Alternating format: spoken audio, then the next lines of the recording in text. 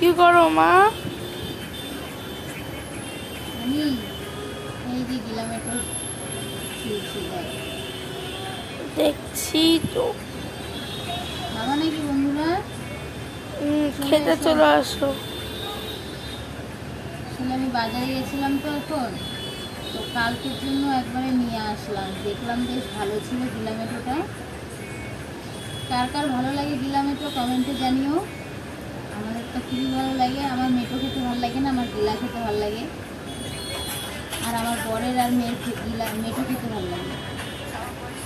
তো এই দেখো এখানে এখানে কতগুলো গিলামেটো আছে, 1 কিলো গিলামেটো আছে। তো আজকে আমি এটা রাতে রান্না করে রেখে দেবো, কারণ ফ্রিজে রেখে দেবো। আমার ছেলে যা জ্বালাতন করে, ভীষণ কষ্ট হয় আমার সকালবেলা রান্না করতে।